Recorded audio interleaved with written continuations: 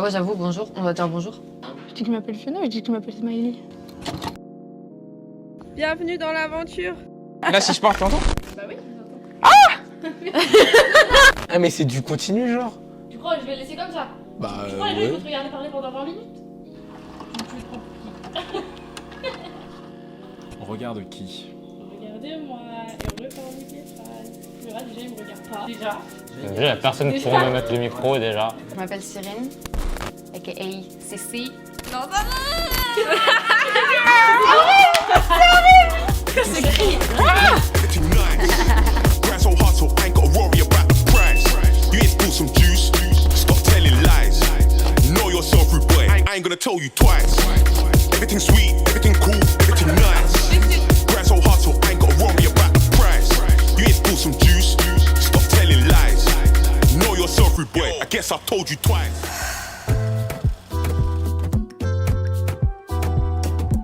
Alors moi je m'appelle Inès, j'ai 22 ans. Je m'appelle Jeannette, j'ai 21 ans. Emma, j'ai 23 ans. Zaza, j'ai 21 ans. Adrien. Naufal, j'ai 20 ans. Je m'appelle Saoussane, j'ai 19 ans. Lisa, j'ai 19 ans aussi. Sylvestre, j'ai 17 ans. J'avais pas un rapport plus fort que ça, j'allais au cinéma de temps en temps, j'ai pas une connaissance cinématographique de fou. Je connais pas tu sais, les grands classiques, on va dire, français et tout. Genre tu peux me dire un film, je vais te dire ah ouais nanana et tout, mais je l'ai pas vu. Je regardais aussi pas mal de films, mais souvent au cinéma directement, pas en streaming. C'est illégal. J'ai poussé à Golden Box parce que j'ai trouvé que c'était une opportunité pour acquérir énormément d'expérience et surtout de rencontrer énormément de personnes qui partagent à peu près les mêmes passions que moi. J'étais en pleine année sabbatique. J'étais en période un peu creuse dans ma vie, genre j'avais un CDD mais il allait se finir. L'année sabbatique n'était pas du tout prévue, j'avais fait un BTS que j'avais pas du tout kiffé et tout. Donc j'ai arrêté au bout de 3 mois. Et c'est comme si genre la pub de Golden Box était venue comme ça sur mon fil d'actualité. Elle dit ouais, il y a Courtrage mais il y a Bonji Blog, c'est pour toi, faut que tu postules. Et j'étais là en mode oh, mais c'est parfait en fait, tu vois. Parce que je me voyais pas rien faire de l'année. Parce que honnêtement, si j'avais pas fait Golden Box, je pense que j'aurais fait une dépression ou un truc. Vraiment parce que, en fait, ne rien faire pour moi, c'était pas possible. Et surtout, ne rien faire d'artistique ou tu sais, quelque chose de stimulant durant une année sabbatique, ça m'aurait pourri la vie, genre. Et du coup, heureusement que Golden Box était là, sans faire trop la promo et tout, mais vraiment. Il connaît pas Golden Box. Ah non, il connaît pas. En plus, frère, c'est un flemmard. Je lui dis, prends ton téléphone, inscris-toi, il veut pas. Tout le monde a écrit un petit peu une histoire qu'il voulait potentiellement raconter à l'image. Et après, on a dû choisir un scénario. J'étais grave en mode faut que je défende mon projet, moi j'y crois. Et quand je suis partie voir tout le monde m'a dit ah franchement j'ai bien aimé ton idée, mais je préfère l'idée de l'autre. Ça prenait de l'ampleur, donc je me suis dit en vrai, imagine il est pris, pourquoi pas. La victoire vient à Inès et le judoka. Et au final il n'a pas été pris. C'est en mode ah mais c'est moi. Mais je compte quand même le faire un jour, si je peux. Bah. On était les scénaristes, voilà. Et une équipe de choc. Ouais. On a aidé Inès. Nous, on écrivait. Donc, on pouvait travailler 3-4 jours sur l'écriture du scénario. Et Noé, lui, il arrivait, il donnait pas forcément des idées, en fait. Il pointait ce qui allait pas. Travail personnel en dehors, appel le soir, jusqu'à 4 h du matin. Et ça, c'est pas une blague. Ce qui était plus difficile, c'était d'être sûr d'être marrant. Parce que ça peut être drôle pour nous, mais pas pour tout le monde. Adrien, il a fait l'affiche du casting sur les réseaux. Ça a pas mal tourné et on a commencé à recevoir des candidatures. Et là, c'est stressant. Tu te dis, ah ouais, il y a vraiment quelque chose qui se prépare en fait. T'es personne et t'es là, tu viens juger des gens sur leur performance en tant qu'acteur. Faut mettre un peu son ego de côté, faut essayer d'être objectif au maximum et de penser au collectif et à ce que la personne va nous apporter tout simplement. Tu te poses pas de questions en fait. Tu dis, je dois être à la hauteur et les gens sont là en face de nous. Enfin, je dois faire le taf quoi. J'ai trouvé ça super dur d'être elle, parce que j'ai pas l'habitude de prendre des directives ou de commander des gens. Donc j'étais là en mode waouh, qu'est-ce qui se passe? Et j'étais limite genre paralysée et limite elle faisait tout et du coup je me sentais mal qu'elle faisait tout et du coup j'étais là en mode mais qu'est-ce qui se passe? Bon, en fait c'est trop intense, les gens ils se rendent pas compte. C'est intense. Quand t'es réel, t'as vraiment une grosse responsabilité. Tu dois gérer tout en même temps. Et du coup, heureusement que Jeffrey était là pour nous aider. Il y avait un chef d'orchestre, Jeffrey. Jeffrey, vraiment, il a géré ça. Pour Allez, diriger tout le monde en toutes les petites souris là qui étaient sur le plateau.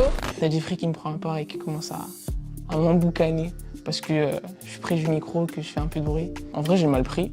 Vraiment, j'ai mal pris, donc j'ai boudé. Ouais, j'ai boudé. Le fait qu'on soit confronté à la réalité, genre on avait des idées de ouf au début, on voulait faire genre là les plans par scène, et en fait ils nous ont dit non mais en fait vous pouvez même pas faire la moitié de ce que vous voulez faire en fait, donc...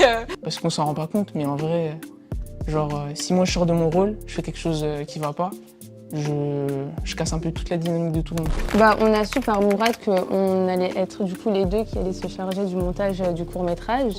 J'ai déjà fait du montage, mais pas de la fiction, donc moi c'était nouveau. Moi j'avais aussi un peu fait de montage, mais pas comme ça.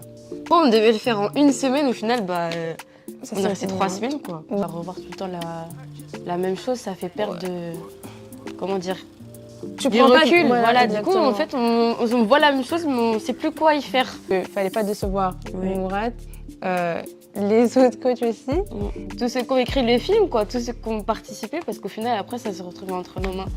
Il a ajouté un truc, c'est qu'il nous avait dit au début qu'il était entre guillemets fier de nous passer son rôle de monteur. Parce qu'en fait, lui, il était derrière. Et nous, enfin, il nous donnait quelques conseils. On s'est senti pas privilégiés, mais un peu parce qu'il nous a dit oui, je suis très contente de vous passer ce rôle-là, parce que c'est la première fois, je crois, qu'il faisait ça. C'est ce qu'il nous a dit. Ouais, je crois. En soi, c'est le premier vrai making-of. Ouais, d'un court-métrage, quoi. Ouais, d'un truc vraiment pro. D'un truc concret, et Ouais. pas de nos aventures, de nos vies. Pour ma part, tourner un making-of, c'est vraiment ce que je kiffe le plus. J'aime beaucoup être derrière la caméra et filmer les moments de vie. Même si je suis pas forcément moi dedans, je le vis quand même à 100%. Et on voit aussi toutes les personnes qui se révèlent à travers le making-of. Il y en a qui sont plus à l'aise, il y en a qu'on voit un peu moins, mais ça permet de montrer la vie sur un tournage. Franchement, c'était dingue de voir toutes les personnes, tous les acteurs qu'il faut juste pour un simple court-métrage qui va durer, je sais pas, 5 minutes ou 15 minutes, mais j'imagine même pas le nombre de personnes qu'il faut pour un long-métrage. Quand le tournage il était terminé, on se sentait vide du week-end, genre comme si que... La vie, elle a plus de sens après, genre c'est tellement intense que t'es en mode je fais quoi maintenant, genre c'est trop bizarre. En fait, c'est cool de travailler dans un environnement qui est passionnant avec des passionnés. Du coup, c'est vraiment ça, genre, puis t'apprends tellement de choses en tellement peu de temps. J'aurais jamais pensé un jour qu'une histoire que j'ai écrite serait réalisée parce que j'avais pas du tout dans mon champ de possibilités que je puisse réaliser un film. Le soir du premier jour du tournage, on s'est retrouvés tous ensemble. Et je sais pas comment expliquer, il y avait une sorte de énergie positive. On était tous dans l'entrain du film parce qu'on a tourné sur un week-end. C'est-à-dire qu'on était vraiment tous ensemble pour la même chose. Et moi, ça m'a marqué quand même. Je pensais pas du tout faire partie d'une équipe de production et au final, ça me plaît. Et j'aimerais donc devenir réalisateur. Ma vision du cinéma, elle a grave changé. Parce que je voyais grave ça comme un milieu... en vrai, je le vois toujours un peu comme ça, comme un milieu super fermé. Et où tu peux... Ouais, grave élitiste. Mais en fait, on peut faire des films avec n'importe quoi, n'importe quel matériel, n'importe... Ouais. Et j'ai trouvé ça super dur, mais tellement enrichissant, quelque part. Parce que ça t'apprend à être... à t'en foutre, en fait. À t'en foutre des autres, Non, mais c'est vrai, tu t'en fous. Oui, toi, va là-bas, toi, truc, machin. Mais en vrai, c'est le taf, tu vois. Ils nous ont tous fait confiance, on s'est tous fait confiance, et au final, ça a marché. Donc, comme quoi, des fois, faut oser. Et ouais, je sais que on ressort différent d'une expérience comme ça, quoi. Ça, c'est bateau, mais c'est vrai. Et que ce soit le film, la formation, etc. et tout part de ça en fait. On n'est rien sans les autres. Et en même temps, on n'est rien sans soi. Je suis grave reconnaissante et j'ai grave kiffé cette expérience. Et j'espère que ça va continuer. Et j'ai vraiment envie de garder ce même rythme et pas genre le couper. C'est là où je me sens le plus à l'aise et c'est ce qui me fait plaisir. Faire un film, c'est un miracle et je pense qu'on a réussi à faire un petit miracle tous ensemble. Et ça, déjà, c'est une petite fierté. Et puis de voir aussi que les quelques graines qu'on peut semer à droite à gauche commencent à germer, ça rend aussi assez fier. Et puis on se sent aussi utile. Enfin, personnellement, je me sens utile. C'est vraiment ce sentiment-là de voir que on montre qu'il y a des portes, qu'elles sont franchissables. Un mot qu'on voudrait donner à Golden Block, c'est l'équipe de Contre-Adjumé, c'est un grand merci. Voilà. On vous aime, vous êtes la famille. Merci beaucoup pour tout. C'était juste fou quoi. Donc merci de l'opportunité et j'espère vraiment qu'on pourra faire des choses ensemble à l'avenir. Franchement, je vous remercie et je pense que vraiment, si je deviens en tout cas réalisateur ou si je fais partie d'une équipe de production, je sais que je l'oublierai jamais. J'aurai toujours ça en tête. Ouais. C'est juste trop beau en fait. Et même là, au final, de terminer et faire un docu, un making-of tous ensemble, c'est magnifique de se garder ce truc-là pour nous et de le donner encore une fois à d'autres personnes à qui on espère ça leur donnera envie de construire, de faire des choses, etc. Et qui transmettront aussi eux à leur tour, puis ça fera comme ça une sorte de chaîne. Et là, tu as vraiment l'impression de changer le monde à ton échelle, quoi. Exactement. Juste en transmettant ta passion, et ça, je trouve ça incroyable. Participer à quelque chose de plus grand que soi. C'est ça. Par contre, ça paye pas vraiment. C'est pour ça que moi, j'ai un braquage à faire. Vas-y, frérot. Me casser. Moi, j'arrive dans 20 On est bon minutes. Vas-y, c'est carré. Vas-y, frérot, c'est carré. Tu me coupes? Merci. Le cinéma, c'est cool. Parce que ça nous permet de manger et d'organiser des braquages, quoi.